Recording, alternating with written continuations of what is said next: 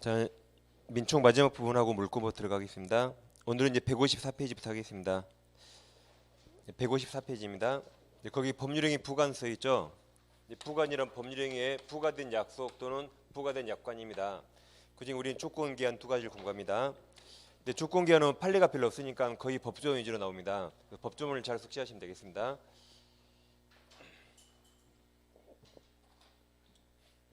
진도가 좀 하루 쉬었으니까 약간 늦거든요. 수업을 좀 많이 나갈 겁니다. 자, 일단 조건기한은 시제가 미래입니다. 미래를 꼭 기억하셔야 돼요. 앞으로 발생할 일입니다. 시제가 미래입니다. 그러니까 소급이 있을까요, 없을까요? 원칙 소급이 없습니다. 이거 시험에 잘 냅니다. 장래에 발생할 일이라 원칙 소급하여 그럼 틀리죠? 같은 말이 처음부터 틀립니다. 같은 말이 법률행위 시부터 다 틀린 거죠? 이거 우리가 서초법 외우셨죠? 이타 같은 말이고 이거 틀립니다. 얘들은 다 장래용입니다. 서초법 틀립니다. 그래서 서초법 꼭 외우세요. 이거 틀렸다. 근데 이제 좀 이따 보겠지만 조건은 예외적으로 당사자 의사에 따라 예외적으로 소급해가 있습니다. 예외적으로. 근데 기한은 성질상 절대 소급해가 없습니다. 아무튼 원칙이 다 소급해 없다. 이걸 일단 중요합니다. 다음 두 가지는 법률행위 효력 요건이죠. 성립한 걸 전제로 하는 효력 요건입니다. 우선 여기서 조건이란 장래 발생할 게 불확실한 사실, 불확실한 사실에 법률행위 효력 여부를 의존케 하고, 다음에 기한이란 장래 발생할 게 확실한 사실, 확실한 사실에 법률행위 효력을 의존케 합니다. 잠깐 비교해 보면 집에 가니까 애들이 그래요. 엄마 나 나이키 운동화 사줘 그래요. 나이키 운동화 사달라고 합니다. 그럼 그냥 사주는 엄마 없죠. 뭔가 토를 달죠. 토를 다는 게 조건 기한이에요. 예를 들면 너 공부를 열심히 해.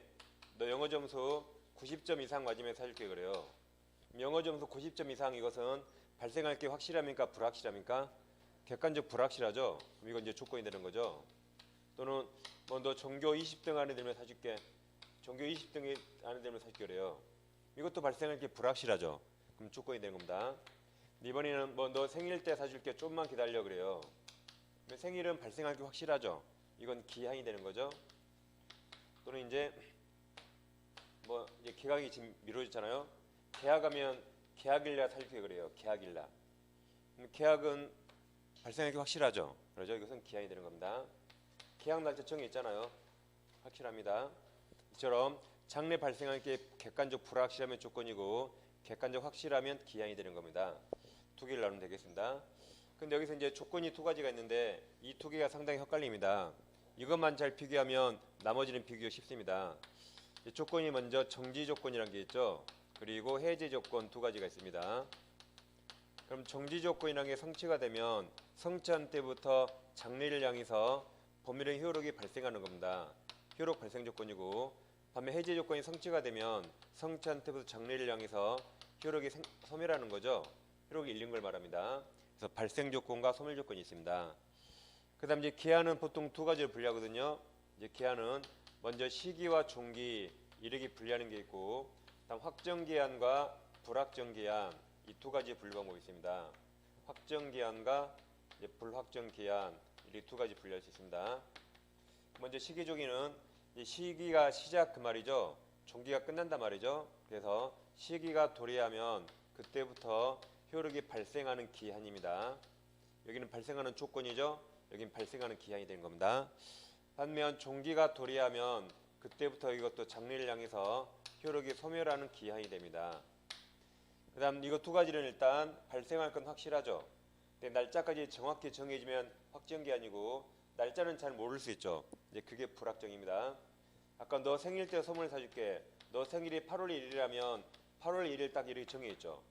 그렇죠? 또 무슨 막 크리스마스 그러면 뭐 크리스마스에 딱 정해 있잖아요. 이 정해 있습니다. 반면 불확정 기한은 이런 게 한번 시험에 나왔어요. 이제 갑이 죽으면 뭐 자동차를 청의한다 이런 식으로 시험에 한번 나왔습니다. 이게 원래 사법고시에 나왔거든요. 사법고시에서 이걸 정지 조건이라고 나왔어요. 시험에. 이제 갑이 죽으면 여기까지 끊어보세요. 그럼 갑이 사람이니까 언젠간 죽겠죠. 죽을 건 확실하죠. 그러니까 기한이죠. 기한. 그러니까 조건이 이미 틀린 겁니다. 이게 기한이지만 죽을 날짜는 정확히 모르죠. 이게 불확정 기한이죠. 아무튼 조건은 아닙니다. 이걸 이제 주택관리사에서 진돗개가 죽으면 풍산개 사준다 그랬어요. 개도 언젠간 죽을 건 확실하죠. 다 기한입니다. 이런 식으로 이제 시험에 나온 거죠. 그러니까 기한은 크게 어렵지 않아요. 근데 조건 두 개가 상당히 헷갈립니다. 자, 한번 연습해 보겠습니다. 보충 프린트 가져오셨죠? 보충 프린트 펴보세요. 그러니까 책에 보충 9번 써놓으시고 그래 복습할 때 찾아보겠죠? 보충 9번 쓰시고 보충 프린트 보시면 1월달에 했던 겁니다. 똑같아요. 자, 보충 9번 보세요. 1번부터 보시면 1번은 공정회사 시험에 합격하면 그랬죠. 그럼 합격하면까지 사선을 끊어요. 그럼 합격할 게 확실합니까? 불확실합니까? 물론 확실하면 좋겠지만 객관적 불확실하죠. 그럼 조건입니다. 근데 합격이라는 조건이 성취가 되면 자동차 사준다. 그럼 증여 효력이 발생하죠. 효력이 발생하니까 정지조건입니다. 2번 지금 자동차 주는데 중개사 시험에 합격하면 조건이죠. 합격하면 다시 돌려줘. 그럼 합격하면 차를 돌려줘야 되죠. 그럼 증여 효력이 소멸하죠. 차를 돌려주니까 증여 효력이 소멸합니다. 그래서 해제 조건입니다. 3번 공유사 시험에 불합격하면 그러니까 사선을 끊으세요. 그럼 합격할지 불합격할지 아무도 모르죠. 그럼 조건입니다. 조건이죠. 근데 그런 일이 성취되면 그 뒤에 자동차를 사주겠대요. 그럼 불합격이라는 조건이 성취되면 그래서 다행히 차는 생기죠. 그럼 자동차 증여 효력이 발생하죠. 그러니까 정지조건입니다. 4번 지금 차를 주는데 중개사 시험에 불합격하면 조건이죠. 다시 돌려달래요. 그럼 불합격하면 이런 조건이 성취되면 차를 뺏기니까 자동차 증여가 효력이 소멸하죠. 그래서 해제 조건입니다. 그러니까 1, 2, 3, 4 4개를 잘 비교하세요. 1번, 2번은 앞에 말이 좋은 말이죠. 그래도 2번처럼 해제가 나올 수 있습니다. 3번, 4번 앞에가 나쁜 말이지만 3번처럼 뒷 내용에 따라 정지 조건이 나올 수가 있어요. 그래서 좋은 말은 정지 조건이고 나쁜 말은 해제 조건 그런 거 없습니다. 일일이 따져봐야 돼요. 그래서 이게 처음 헷갈린 겁니다. 다음 5번 중개사 시험이 끝나면까지 사선. 그러면 시험 일자 10월 31일 확정돼 있죠. 이건 기한이죠. 기한. 날짜 정해있잖아요. 근데 그날에 도래하면 자동차를 사주겠다. 그럼 효력이 생기니까 시기입니다. 6번 지금 자동차 주는데 중개사 시험이 끝나면 기한이죠. 기한. 근데 다시 돌려달래요. 그럼 시험 끝나면 그 다음날 증여 효력이 소멸하죠. 그러니까 이건 종기입니다. 종기. 7번 공정의사 시험일까지 사선을 끊으세요. 그럼 시험일 정해있죠. 그러니까 기한이죠. 시험일까지 생활비 준다. 그럼 시험일 다음 날부터 생활비 못 받죠. 시험일 다음 날부터 생활비 못 받죠. 그러니까 효력이 소멸하니까 종기가 됩니다. 기한인데 종기죠. 8번 중개사 시험에 합격할 때까지 사선.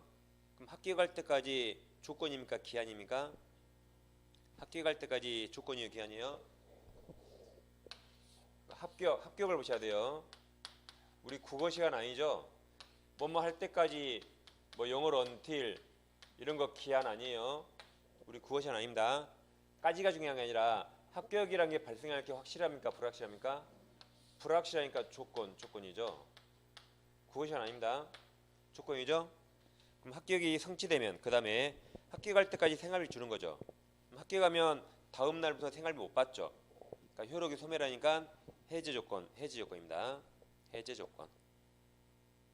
9번은 똑같죠. 취업할 때까지 사선 조건이죠. 생활비 준다. 그럼 취업한 다음 날부터 못 받죠. 그러니까 해제 조건입니다.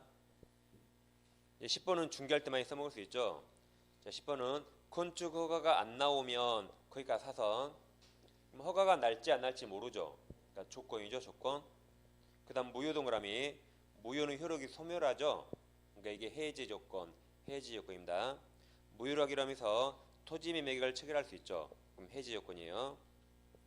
11번은 19년을 20년을 좀 바꿔보세요. 미래니까 20년 바꾼 게 더 이해가 더 적절할 것 같습니다. 미래니까 20년 6월 11일 그게 시기입니다. 그때부터 21년 6월 10일이 종기. 그때까지 임대차죠. 그러니까 20년 6월 11일부터 임대차가 시작되죠. 그다음 21년 2월 10일 다음날 방 빼야 되죠. 그러니까 종기. 12번 지금은 장학금 주지만 학점이 3.5 이하로 떨어지면 그러니까 사선. 그럼 3.5가 될지 안 될지 아무도 모르죠. 그럼 조건이죠. 근데 지급하지 않겠대요. 그럼 해제 조건. 자 13번은 안 했습니다. 자 예전입니다. 신용카드가 활성화되기 전에 신용카드 없을 때 이랬어요. 이제 카피리점 있다면 카피리점에서 TV를 삽니다. 우리 소비자들이 TV를 사는데 신용카드 없으니까 이걸 리시블로 사기 힘들거든요. 그래서 12개월 할부로 사요. 카드 할부가 아니라 외상입니다. 카드 없죠. 지금 외상이에요. 그럼 12개월 할부로 사고 일단 TV를 이렇게 소비자에게 이전해줘. 매수인에게. TV만 이전하지만 소유권은 매도인에게 남겨둬요. 소유권은 여전히 매도인에게 남겨둡니다. 그래서 소유권을 남겨뒀다를 소유권을 유보했다, 남겨뒀다 그래요. 그러고 나서 12개월 할부를 다 완납하면 그때 소유권을 이렇게 넘겨주는 겁니다. 예전에 이렇게 했다 그래요. 이걸 잘하는 분은 옛날 분들이 다. 우리들은 모르죠 이거? 우리는 신용카드를 써서. 그럼 12개월 할부 완납할지 확실해요? 불확실해요? 할부 못 낼 수 있죠. 불확실하니까 조건이죠. 그럼 이런 조건이 성취되면 소유권이 생기죠. 그러니까 정지조건입니다. 정지조건. 그럼 13번 매매 목적물이 TV죠. TV만 일단 매수인에 이전하지만 매수인이 매매대금 모두 지급할 때까지 매매 목적물 소유권을 매도인이 갑이 갖고 매매대금을 모두 지급하면 거기까지 사선. 그럼 매매대금 모두 지급할지 모르죠. 그러니까 그게 조건입니다. 조건. 별도의 의사표시 없이 소유권이 매수인에게 이전하기로 한 경우 가로 열고 이른바 소유권 유보범 매매랍니다. 그럼 이건 답이 정지조건이죠. 정지조건. 조건이 성취하면 소유권이 생기죠. 이렇게 예를 통해 특기 1, 2, 3, 4, 5, 6 이 6개를 잘 비교하면 되겠습니다. 이제 책으로입니다. 이제 책은 자 154페이지죠. 154페이지. 위쪽에 제1절 서설 써 있죠. 바로 밑에 두 줄 체크하세요. 아래 제2절 조건 보세요. 1번 의 두 줄 다 체크하시고 아래 양괄호 1번도 두 줄 체크하세요. 다음 양괄호 2번도 7줄 다 체크하세요. 그 얘는 이미 유사한 거 다 우린 했습니다. 프린트해서. 오른쪽 페이지. 네모 2번 조건의 종류가 있죠. 양괄호 1번 정지 조건 있습니까? 아래 네 줄 다 체크하세요. 이미 프린트로 다 했어요. 그 밑에 판례가 있는데 이제 입증 책임은 원칙 주장자가 입증합니다. 뭐든지. 다시 입증 책임은 원칙 주장자가 입증합니다. 예를 들면 아버지가 아들에게 그럽니다. 아들이 올해 중개사 시험 봐요. 뭐라 그랬냐면 너 올해 시험 합격하면 올해 중개사 시험에 합격하면 X부동산 증여한다 그랬어요. 너 이거 줄게. 공부 열심히 해 그랬습니다. 그러니까 아들이 뭐라 그러냐면 아빠 뭐 준다고? 뭐 준다며? 빨리 줘. 빨리 줘 그래요. 빨리 줘. 그럼 아버지가 안 준다요? 아직은 못 준다요? 그렇죠. 아직은 못 준다죠. 내가 오늘 준다 했니? 합격하면 준다 했잖아. 너 아직도 조건이 뭔지 몰라? 라고 아버지가 입증합니다. 다시 너 아직도 조건이 뭔지 몰라라고 정지 조건이 있다는 걸 아버지가 입증해요. 내가 오늘 준다는 적 없다. 이것을 아버지가 입증합니다. 그럼 아버지는 지금 주려는 자, 아직 안 주려는 자? 아직 안 주려는 자. 그럼 그 효력을 다투려는 자입니다. 효과 발생을 다투려는 자. 아직 안 주려는 자가 정지 조건을 입증합니다. 아들은 한 소리 들었죠. 아들은 증여받으려면 어떻게 해야 돼요? 합격해야겠죠. 합격해서 조건이 성취했다는 걸 입증합니다. 합격증을 보여줘야 돼요. 이걸 누가 입증해요? 아들. 아들은 권리를 취득하려는 자 또는 주장하려는 자. 그래서 취득하려는 자가 정지 조건이 성취했다고 입증하는 겁니다. 이렇게 주장자 입증하는 거죠. 그럼 판례 보세요. 어떠한 법률행위가 조건의 성취 시 법률의 효력이 발생하는 소위 정지조건부 법률행위에 해당한다는 사실은 그 아랫줄 가로칩니다. 그 법률효과 발생을 다투려는 자 가로 아버지죠. 아버지에게 주장 입증 책임이 있다. 그 바로 밑에 있습니다. 그 바로 밑에 161페이지 동그라미 3번 있으세요.